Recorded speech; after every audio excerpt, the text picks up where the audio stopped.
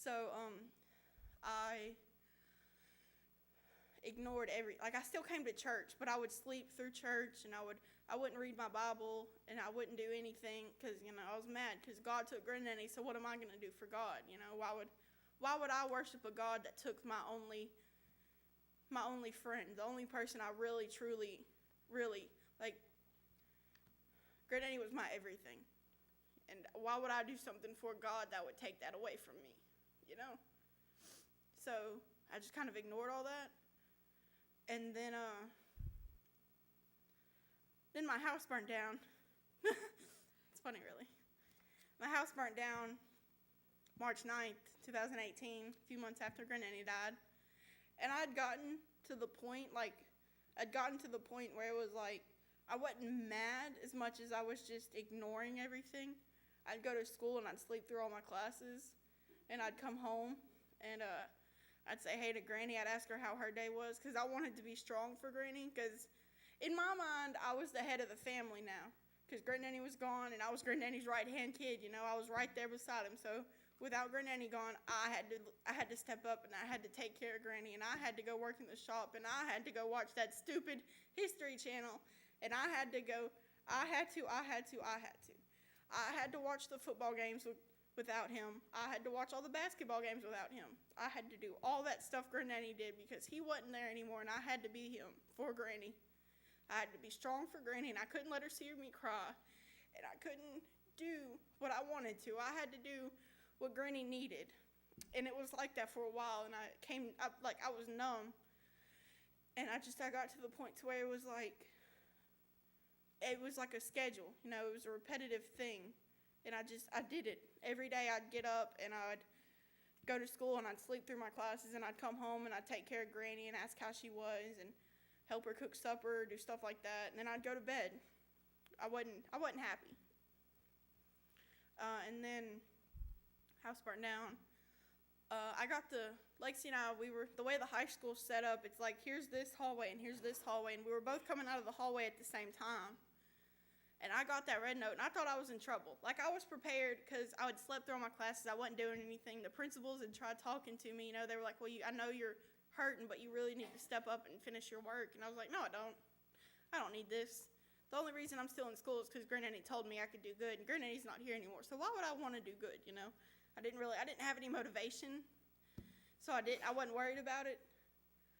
And I got that note, and I was like, oh, well, I'm going to have to go talk to the principal and tell him why I'm not doing my work, and I'll have to ignore her, and I'll have to promise her that I'm going to do my work when I'm really not. And I met Lexi at the top of the stairs, and I thought they'd gotten us mixed up or something. And we both looked at each other, and we were like, what'd you do, We were trying to figure out what we had done, because usually it's like when we both get called, I don't know, we thought we were in trouble. And we get in there, and Amy Miller was sitting in the office with Karen Silman and Christy Miller.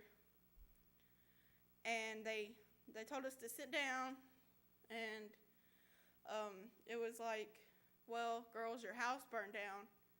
And I heard it in slow motion again. It was that slow motion thing, and how in the movies when you hear something, or somebody hears something drastic and it's like all slow motion and they're hearing in slow motion. It was like that. I heard the house burn down in slow motion. And I looked at Lexi, and she was sad. We were both sad. And I was mad. The first feeling I had was anger. Guess who at? God. I was mad at God. I wasn't mad. I was beyond mad. I was infuriated. Steam coming out of my ears mad. I was like, really? Are you kidding me? You took Granddaddy and the house? What did I do? Is it because I slept through math? What did I do? I could not understand for the life of me what I had done to make God that mad at me. And we were driving because Amy Miller, she took us home. I asked if Granny was okay. Of course, I wanted to make sure she was okay. And then I asked if the pool was okay. They were both fine. We were good. And we turn onto Strong Highway off by T-Rex. We turn off the Strong Highway, and we can see the smoke from Strong Highway. We can see it. And when they told me the house burned down, I was thinking just the shop, like we just lost the shop. I could go out and rebuild the shop. I can rebuild the shop. Granddaddy taught me how to rebuild the shop. I can rebuild the shop. It wasn't just the shop. It was everything. We lost everything. And in my head, I was like, well, this is great, We're going to be homeless. I'm going to have to wear the same nasty jeans to school every day. I'm going to stink, and I'm going to have to take a shower in the locker room, and it's going to be great, you guys. Like in my mind, I was like prepared for it. But I get there, like I pull up, like Amy pulls up, and I see it, and I wasn't prepared for that. Like I don't think you can ever be that prepared to see. I had everything in there. I had everything of Granddaddy in there. I had all of Granddaddy's stuff. I took his glasses. I stole his glasses, and I had them in my room, and I'd look at them every morning, and I'd be like, well, I'm going to school for you, Granddaddy. Like I would do that every morning, and they were gone. I lost everything in my room, and I had almost all of his stuff in my room. I had his clothes, I had his sweatpants, I had his glasses, I had everything, and they were gone. I didn't have them anymore. It wasn't by choice, like it wasn't my fault. And then we go stay the night at my aunt's house. We stay there for the night, and we come back and we're digging through all the stuff the next day. I don't think we were supposed to. I think whatever it's called told us it wasn't safe to be in there, something like that. We were in there anyways because we didn't really care. So we were digging through the stuff, and I found some pants. I found some of his pants that were really scorched. Like I wouldn't have known they were his pants but they had like the tag. Like the tag was okay, and he had a certain pair of sweats that he wore, and I looked at them, and I balled them up and threw them in the back of my closet, and I slammed what was left of my closet door. I was mad. And then I was laying in bed the next night, and I was like, this isn't God's fault. This is Granny's fault. If she wouldn't have been burning the leaves when she knew she wasn't supposed to, the house would be here. I was mad at Granny. It was easier for me to blame someone than to accept the fact that we had lost and move on. I couldn't move on. I'm a stubborn person. I said that earlier. And I remember thinking, I can't be mad at Granny. She raised us. How can you hate the woman that raised you? I didn't hate her. I was just mad at her. And I remember thinking, how can you be so angry at the woman that gave you everything you have? And I laid there and I was like, because she took everything I had. She took all I had. She took my house. She's the reason I didn't get to say bye to Granddaddy. She's the reason I lost all his stuff. And it was 2 a.m. I was laying in bed sobbing at my aunt's house. And I was like, it's not her fault. It's not her fault. You can't be mad at her. She didn't mean to. It hurts her more than it hurts me because she'd been in that house 50-something years.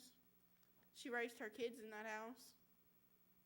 We had a wall with all of our measurements on it, and she's the one that did all that measuring. She spent her life in that house. She raised kids.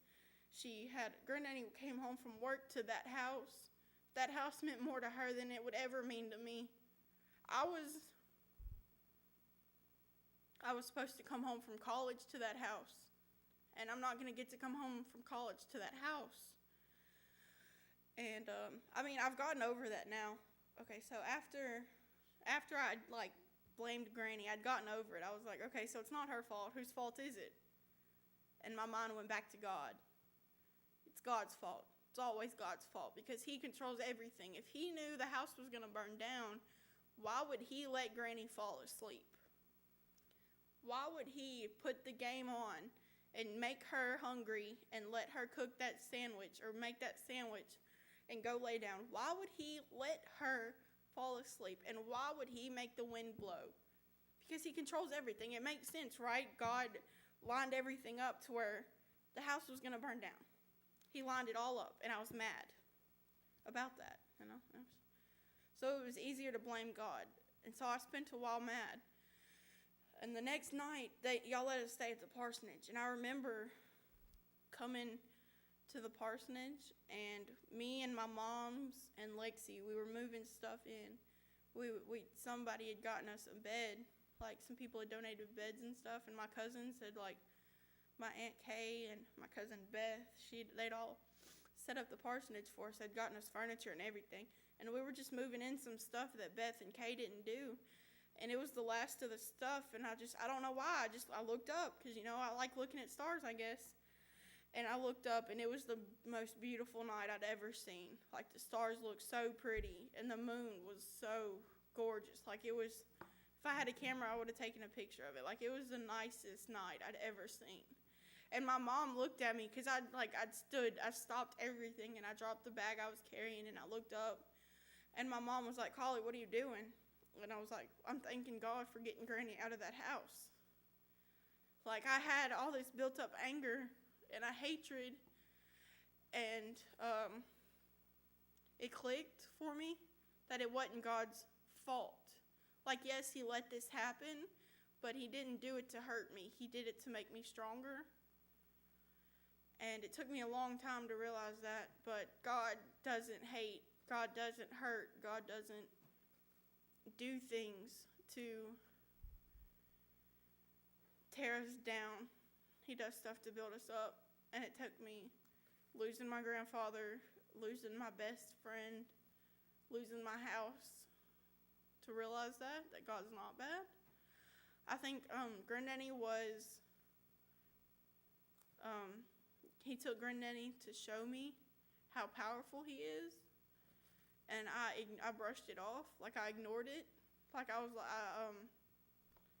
I didn't take it the way he meant for me to take it, and then he took the house, and that was a wake-up call. He made me realize he's not playing. He doesn't play games. This is real deal stuff, and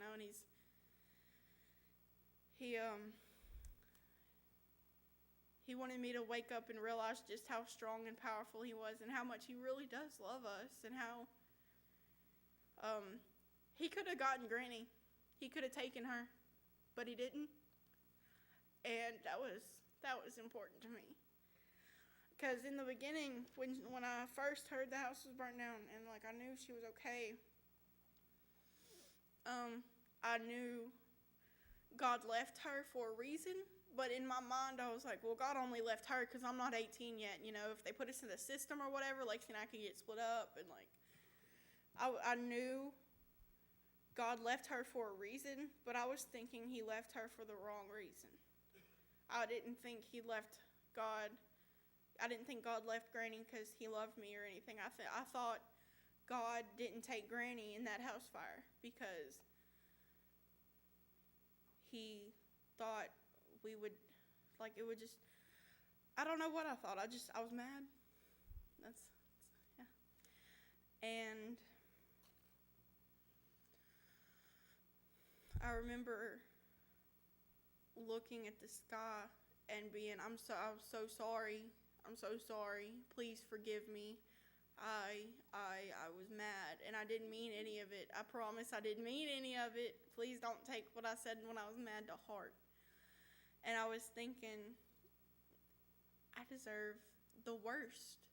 I deserve for God to take Lexi and Granny and put me in the worst situation because I don't deserve anything now. I've cursed God for so long. It was 4 or 5 months, and I was just in this little state of mind where, well, God sucks. God's stupid. He doesn't know what he's talking about. He doesn't know what he's doing. I think we got the wrong person up there. I think we need someone else up there. And it took me a while to realize he was doing it for good. And I think it's important that we all just take time out of our day every day to thank God for what he's done and how strong he is and how powerful he is. It's scary. It's really scary. But we have to realize that he's not all bad, and he's good, and he doesn't want to hurt us, and he put us on this earth to worship him, not to be afraid of him. Like, we have to fear God, but we don't have to be afraid of God, if that makes sense.